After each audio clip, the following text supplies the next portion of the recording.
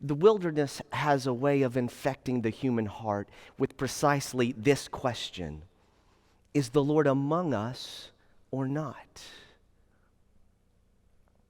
If you've ever experienced a time in which the presence of the Lord was seriously in doubt, then you know all too well what it means to inhabit wilderness. You see, wilderness isn't simply a landscape. It's a state of being. It's the state of being overwhelmed, afraid, out of control, alone. That's wilderness. I imagine our sisters and brothers in Wuhan, China, know the full weight of wilderness. The very many patients and courageous healthcare providers in northern Italy, they know wilderness. Our neighbors in Seattle, every single person that's been infected with COVID-19 and tested positive, every person that has the symptoms but cannot access a test, they know wilderness. And I bet you do too, whether it's because of this pandemic or something connected to a different season in life. We know wilderness.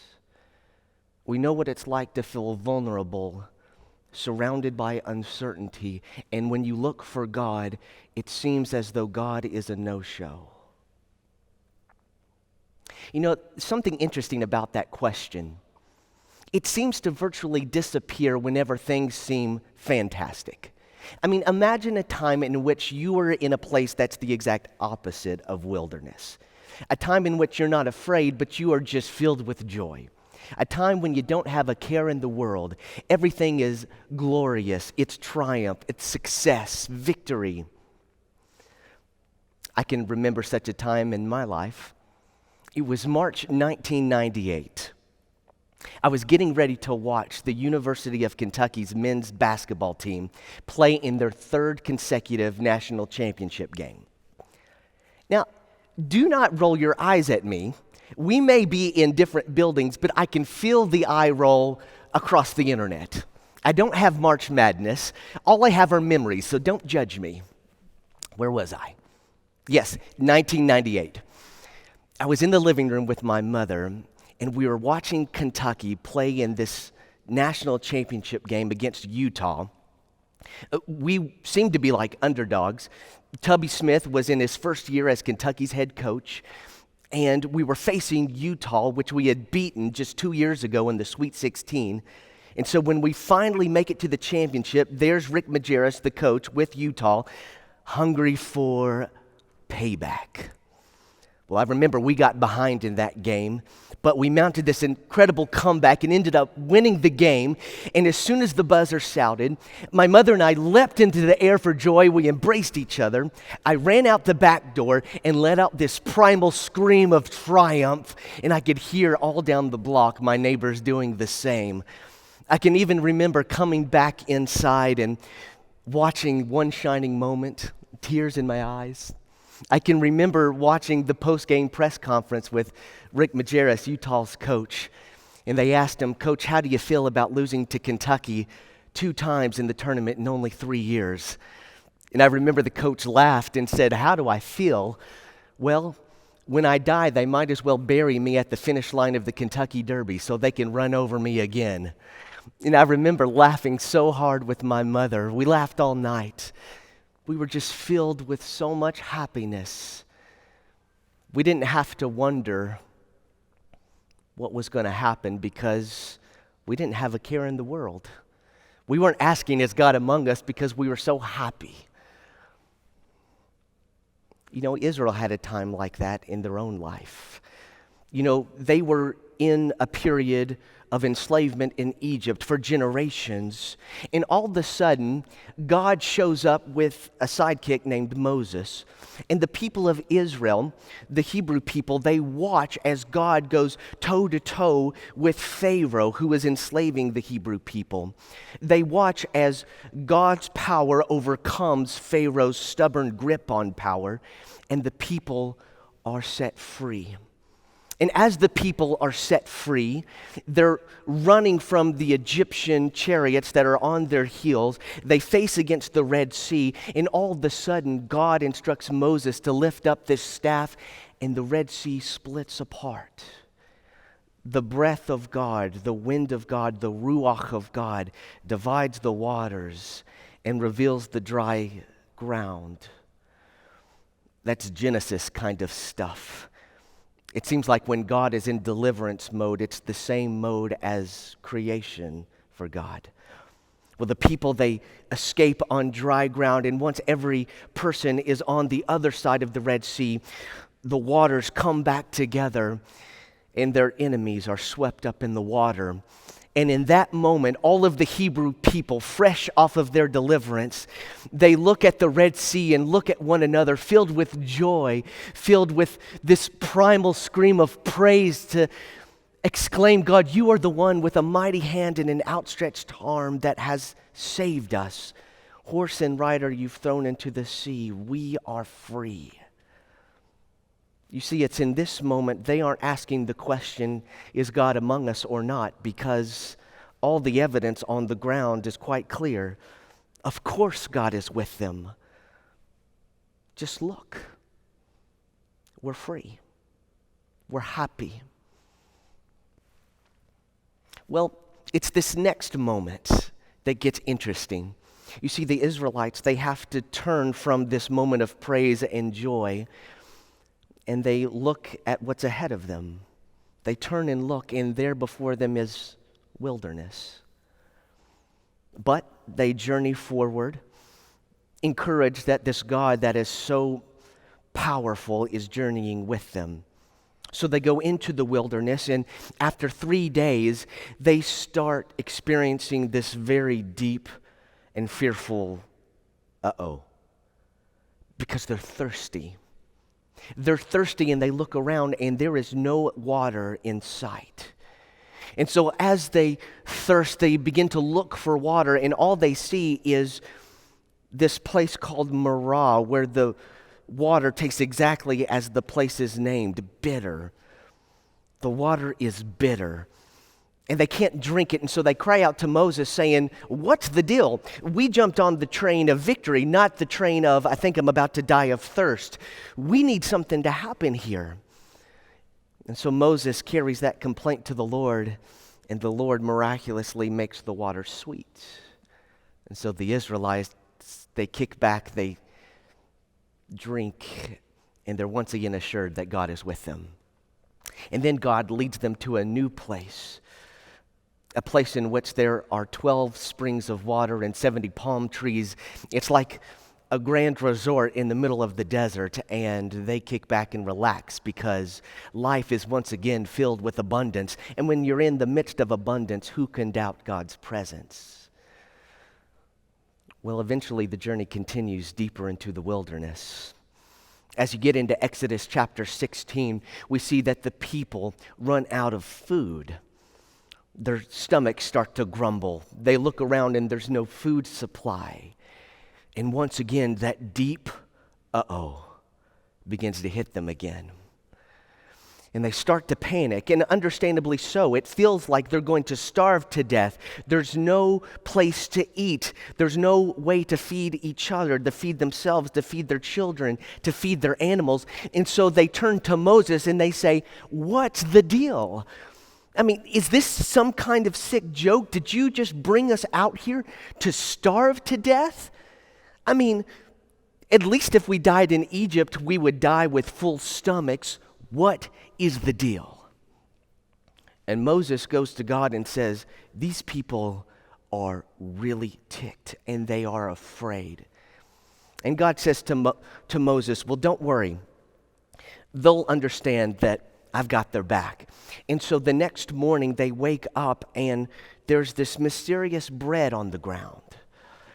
And the Hebrew people, they go out and they pick up this bread from heaven and they say manna, which means, what is this? This is why we call it manna. And they understand that God is giving them food.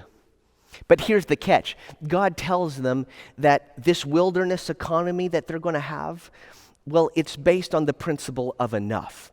They're not allowed to hoard the manna. They're not allowed to make sure they've got enough for a week or 2 weeks or a month. They can only collect enough manna that will get them through that day. And some of the Israelites, they don't like that. They only feel secure if they've hoarded a ton of manna, and they find out the next morning that the excess that they've collected has turned to worms and it's spoiled. My guess is we also would struggle with that kind of economy of enough in the wilderness. Judging by every single toilet paper aisle I've been in, it seems as though we also need abundance to feel secure. Just living in enough for today is hard. But that's what the Israelites are commanded to do, get just enough. And so they get a day's supply of manna in the morning and a day's supply of quail in the evening. And they journey forward, learning how to trust God anew each and every day. Well, finally, they journey a little bit deeper into the wilderness, and we get to our story in Exodus 17. Again, the people are thirsty, and now they've had it. Now they are just completely fed up with Moses, fed up with the God that allegedly accompanies Moses, and they just say, look, we want to get off this journey. We want to get off this roller coaster. We can't handle having our needs provided for this time and then a new chapter with a new crisis is just around the corner. We can't be fed and given our thirst with a quench of water, but tomorrow we don't have a supply again. It's just not sustainable. And Moses looks to God and says, God, these people are about ready to kill me. They do not like this journey into uncertainty after uncertainty, trial after trial, threat after threat. Moses tells God, the people are starting to wonder if you're really with us or not. You know, I think that whenever we experience a time of uncertainty and crisis after crisis in our own life, we begin to let this core belief surface, this belief that's been in human hearts for a long time that if God is really present, then the wilderness won't be. That the presence of God and the presence of wilderness are mutually exclusive. But if the story of Israel tells us anything, it is that when we are in the wilderness, God is very much and especially close. God is with us in the wilderness. And the one thing that we have to figure out how to let sink in is that when we are in the wilderness, God is with us. And yet, the threat and vulnerability of wilderness remains. To be a follower of God means allowing those two things to coexist in our reality. So the question for us in the wilderness isn't simply, God, are you with us or not? The question should be this: how does God's companionship with us empower us to journey deeper into the wilderness? Let me say that again. This is the question of our time. How does God's companionship with us empower us to journey deeper into the wilderness? You know, I think the answer lies in the rock. You remember the rock at the end of this story. You know, for the ancient rabbis, the rock wasn't simply a prop in the story. The rock was a character. You see, they noticed that the rock shows up in Exodus 17 at the beginning of Israel's journey in the wilderness. But they also noticed that in Numbers chapter 20, the rock that gives water is there 40 years later at the end of Israel's journey in the wilderness. And so they asked the question, how is the rock that gives water at the beginning and the end of this 40-year journey? And the answer that some of them gives is this: the rock that gives this spiritual water, it follows the Hebrew people throughout the wilderness. At every turn of their journey, in every nook and cranny of the wilderness, the rock follows as a sign and symbol that God is with you. The warfare and the battle, it persists. The panic persists because real threat persists, but the rock follows to quench their thirst for companionship. You know, one of the rabbis that becomes a follower of Jesus, he brings up this teaching. We know him as Paul. And when he's writing the Corinthian church in 1 Corinthians chapter 10, he says this: the rock that followed the Israelites in the wilderness, the rock that followed them and gave them spiritual drink, that rock was Christ. And it follows you. You know, I think if we are to figure out how to inhabit this story of the wilderness, let's not put ourselves in the shoes of the Israelites that are panicking and wondering if God is with us. Let us be the character of the rock. Let us be the kind of presence that serves as God's sign and symbol to the people around us that God is in fact with you. When the people around us are in a panic, let us show up with an ability to quench their thirst for companionship. When people are absolutely thirsty for certainty in uncertain times, let us show up with a kind of companionship of a phone call or a note. When people are afraid, let us show up as a sign and symbol of God's presence with the spiritual water of saying, it's okay, we'll get through this together. When people are uncertain of how to get their medicine or how to get food, let us show up as the rock of aid to them. Let us be the presence of God in their midst that gives the people around us, our neighbor, assurance that God has not abandoned them. If together we can be the rock of spiritual drink to our neighbors, then we can answer the question definitively in this wilderness. Yes, God is with us. The wilderness persists, but God is with us. Amen. You know, we're in the sanctuary right now. The choir isn't here, but their music sure is reverberating through this incredible place, and I'm sure is reverberating in your own heart. Let's listen into a song that they've sung and let the music inhabit your heart and mind.